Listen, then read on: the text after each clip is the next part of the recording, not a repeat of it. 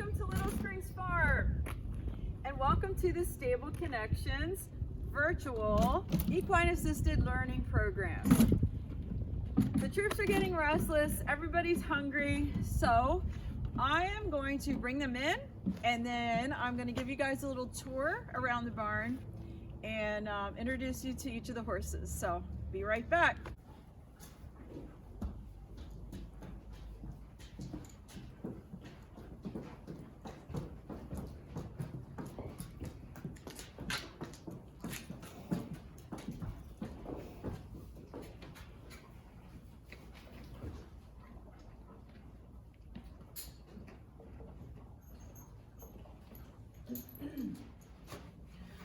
So this room is what we like to call our hangout room. It's kind of like a little clubhouse for the kids that come here and the people that work here.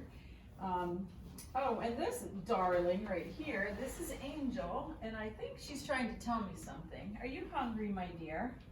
Everybody's hungry right now, even the people. So let's just get Angel some food and then we will continue on our way. There you go.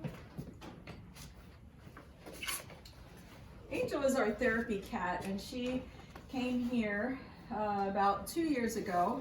Some people that come here like cats even more than horses, and Angel seems to know exactly who those people are.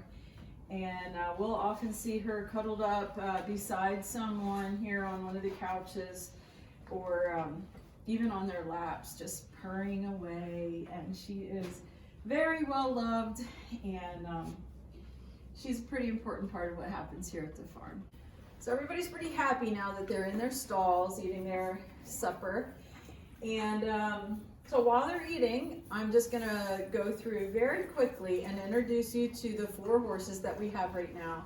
I'm gonna tell you their names and where they come from, and that's it, because later on in another class, we'll talk about their personality, or in this case, their horsenality, and some other specific things about them.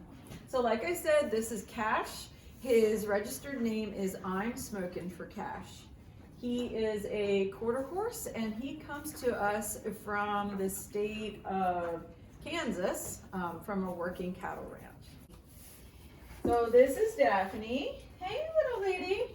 How are you? Oh, did you get some up your nose? So much that I can't wait to tell you guys about Daphne, but I said that I wouldn't, so I won't. She comes from Pennsylvania. She is a registered Kentucky mountain horse, and she's fantastic. So I'll say more about her, lots more about her later. Hi. So this guy with the big butt and the one blue eye is Cimarron. He is a draft cross, and I do believe he was born in Pennsylvania. He was definitely raised in Pennsylvania. And he's a lot of fun. You guys are gonna love getting to know him, but he is pretty focused on his food right now, as usual. This young man loves to eat, so we'll just let him have a good time. So this is Jedi, and for reasons that I won't get into now, I'm not gonna try to open the stall door with him here. This is Jedi. He is also a quarter horse. He's one of the smaller horses that lives here at Little Springs Farm. And he was born and trained in Pennsylvania. And he's gonna be a lot of fun to talk about. You guys are gonna really enjoy his antics, I'm sure. So that's it for the horses. You met the horses, you met the cat. Gonna show you 2 more things yet, and then I think our tour will be over.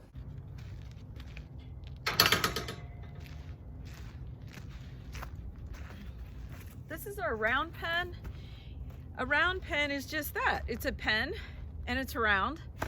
And we spent a lot of time in here with the horses, working one-on-one, or maybe a small group of people, and we work on connection through either attachment or detachment. And the beauty of a round pen is that you can work in a small space, but the horse still has the freedom to walk away if he decides that he needs to do that. So thanks for joining me for the tour. This is the last stop. This is Bethany Christian Services Therapy Shed, and I just wanted to give you a quick peek in here. A lot of fun things happen in here, especially with foster care preparation groups. And one of the things that we do use a lot in this room, in the round pen, sometimes even in the arena, are rhythm and regulation activities. So this is called a buffalo drum, and I'm going to play it for you quickly so you can hear what it sounds like.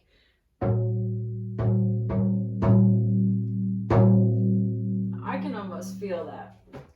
So again, thank you for joining me on this tour. It was fun showing you around.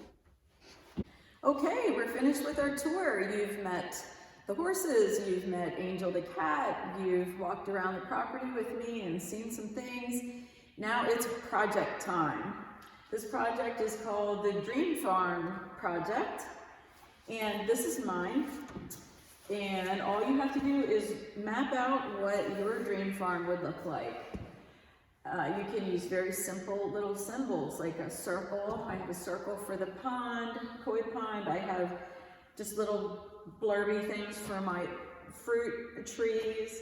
Right here I just wrote wooded area and peacocks, quail, and doves. My house and barn are just simple little pictures. This little dotted line represents the riding trail that goes all around it. So you don't have to get real technical with your map of your property. Just use your imagination and get it all down on paper. If you don't like this idea, you could also build a 3D stable out of Legos or maybe Tinker Toys or a cardboard box.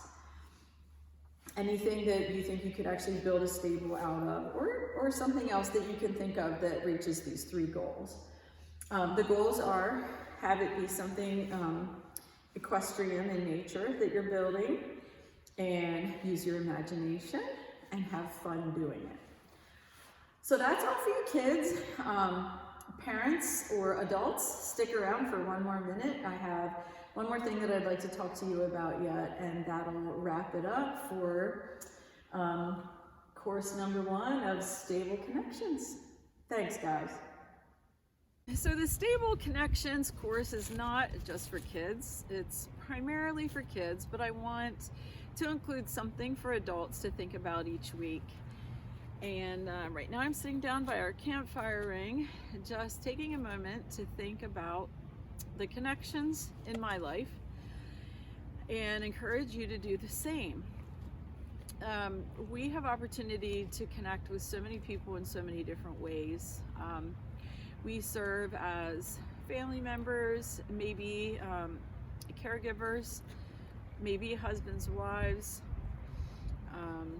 maybe employees, neighbors, and we are so good at shaking our fingers at ourselves and remembering and noticing all the ways that we didn't connect well with others. We're remembering the things that we wish we had done better. What I am challenging myself to do today, and what I'd like to challenge you to think about this week, is what are the ways that we rose to the occasion in the past couple weeks? What did we do well? What new thing did we learn? What ways did we avoid a freak out when we wanted to freak out? And to just remember that God looks at us and smiles, and that we probably ought to do the same thing. And it's good for us to show grace to ourselves, not just everyone else.